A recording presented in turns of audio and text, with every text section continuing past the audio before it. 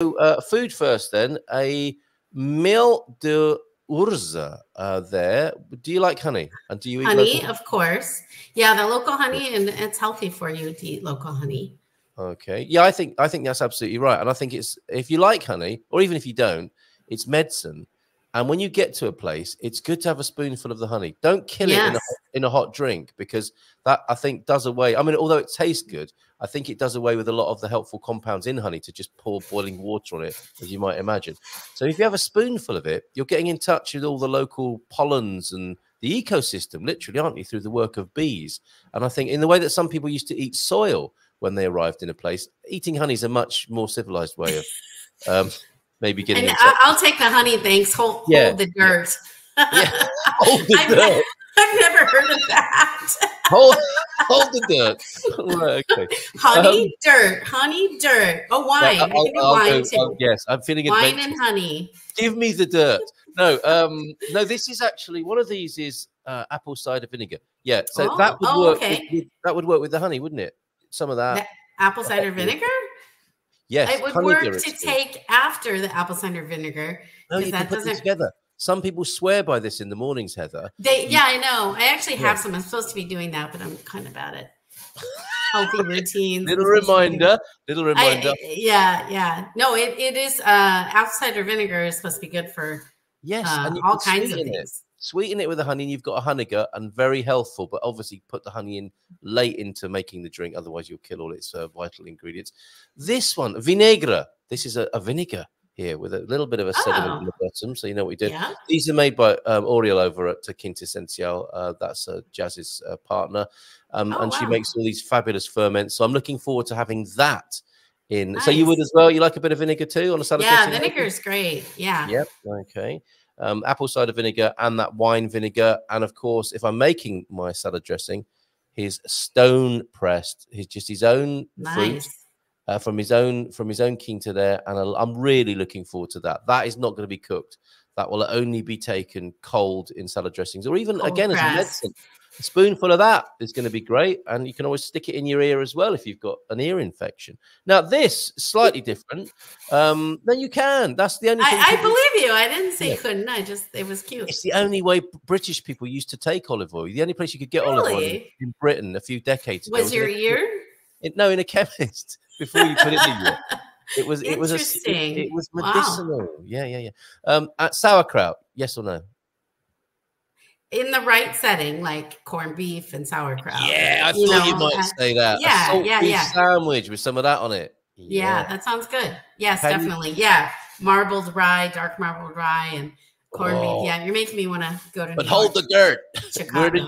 Hold the dirt. We're in a New York deli now. Yes.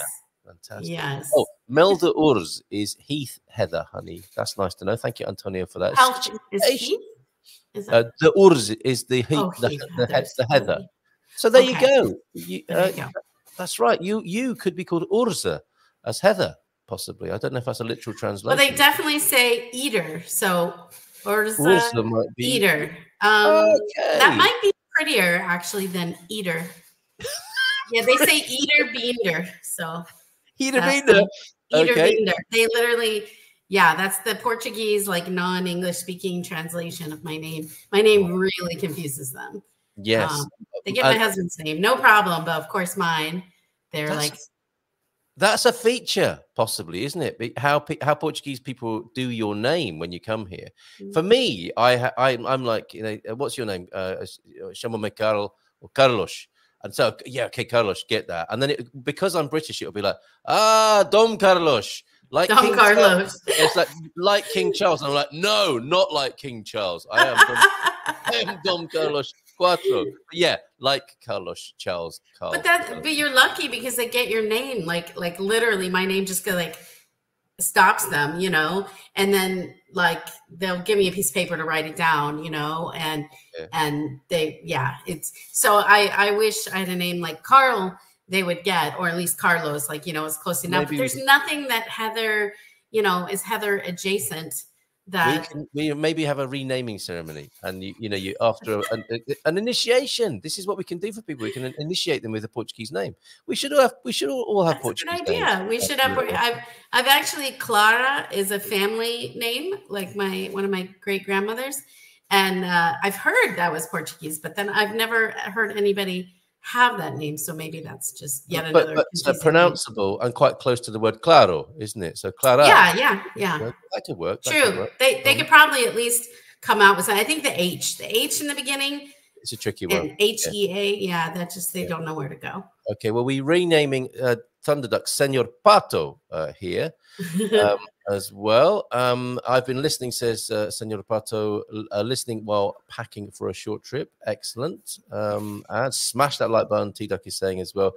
And no, not like King Charles, like Jung or Marx. That's another can of worms opening up there, though, isn't it? Like, I'm not really like Karl Marx, but I get the point. And that's with a K and not a P. I hope not. It's it gets complicated. It can get complicated. All right. So we had sauerkraut. We were talking about salt beef sandwiches momentarily there, and a splash of sauerkraut, which I'm really looking forward to. That's got the caraway seeds and all sorts going on in there. So thank you so much. And it's called chusizut, I think there. Rather than sauerkraut. That's perhaps the Portuguese word for sauerkraut. And finally, a chutney, a pickle of berinjela, aubergine chutney. Oh my goodness! Oh, eggplant chutney. Not eggplant. I knew you'd say aubergine. That. Aubergine is eggplant. It is, I guess, in some places like pants. Aubergine is eggplant. Well, what's eggplant? If it's not a word, what's aubergine? If it's not eggplant. It's just aubergine, and I think that'll be a nice name for a lady as well. I'm changing my name to berinjela. Aubergine would be a beautiful name. Aubergine sounds like a nice purple French lady, doesn't she? I think. And eggplants are purple. Yes. All right. My name is James. There, if you're James, you can be a James. Oh, okay. James in Portuguese. So there you go. Excellent stuff. All right, so that's the food. Quinta Essencial. Thoroughly recommend it, and you can get their stuff at at least the Figueiras de Vinhos market.